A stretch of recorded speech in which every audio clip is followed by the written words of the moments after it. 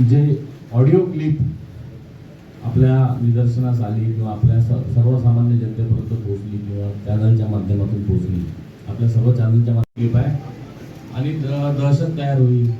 आता एखादा गुंड प्रवृत्तीचा व्यक्तीच अशा प्रकारचं कटाकारस्थान बसू शकतो. आणि सराईत सर माझ्याकडे जे मुख्य स्रोत होता त्या क्लिपचा, तो जोपर्यंत आला नाही तोपर्यंत मी कोणालाही सांगितलं नाही. SP साहेबांकडे गेलो आणि मला म्हटलं असं असं आहे, मला रिपोर्ट द्यायचा आहे. तर मग मी ते म्हटलं ठीक आहे. हा गुप्तकट झाला मामा, हा गुप्तकट झाला.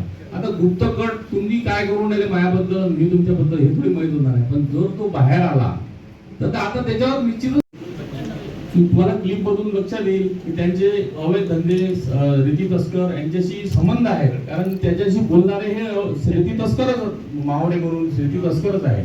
याचा सुद्धा आपण हे केला पाहिजे. तुम्ही त्या पंचक्रोशीत जर विचारलं तर तुम्हाला कोणीही सांगेल गुरु उर्फ शिवम मावळे हा मोठ्या प्रमाणात मोठ्या याचा आशीर्वादाने, त्यांच्याच आशीर्वादाने मोठा झालेला रेती तस्कर आहे. हे तुम्हाला त्याच्या गावातले लोक सांगतील आणि त्या आजूबाजूच्या पंचक्रोशीतले सुद्धा लोक सांगतील. आता माझ्यावर आरोप करतात की अनेक प्रकारचे आरोप करतात.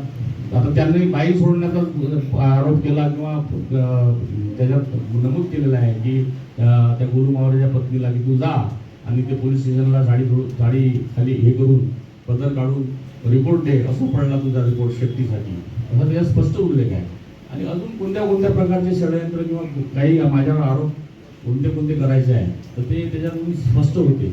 या पत्रकार परिषदेच्या माध्यमातून मी आणि आपल्या माध्यमातून जनतेपर्यंत हे सर्व सत्य पोहोचावं अशीच आपल्याला विनंती करतो. आणि तुम्हाला काही प्रश्न विचारायचा असेल की विचारू. शेतकऱ्यांचे कैवारी आणि गोरगरिबांचे कैवारी असल्याचा आव बच्चू कडू सातत्याने आणत असतात. आणि त्यांच्या संदर्भात अत्यंत महत्त्वाचं, खळबळजनक, संतापजनक, आक्षेपार्ह आणि राजकारणामध्ये कुठलं एलिमेंट हे मोठं होत आहे याची चिंता सर्व समाजांना पडेल असं एक प्रकरण उघडकीस आलेलं आहे.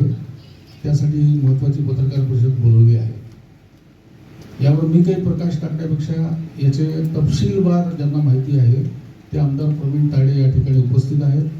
प्रामुख्याने या पत्रकार परिषदेला अमरावती शहर जिल्हा भारतीय जनता पार्टीचे अध्यक्ष माननीय डॉक्टर नितीनजी धांडे हे प्रामुख्याने उपस्थित आहेत. अमरावती जिल्ह्यातल्या ज्या मतदारसंघाचं प्रतिनिधित्व प्रवीण भाऊ करतात तिथले मंडल अध्यक्ष, तिथले पदाधिकारी या ठिकाणी उपस्थित आहेत. त्यांची नावं मी आपल्याला सगळ्यांना देईन. मी प्रवीण भाऊंना विनंती करतो की त्यांनी हा जो काही घटनाक्रम आहे हा सविस्तर घटनाक्रम आपल्याला सांगावा आणि आपल्या सगळ्या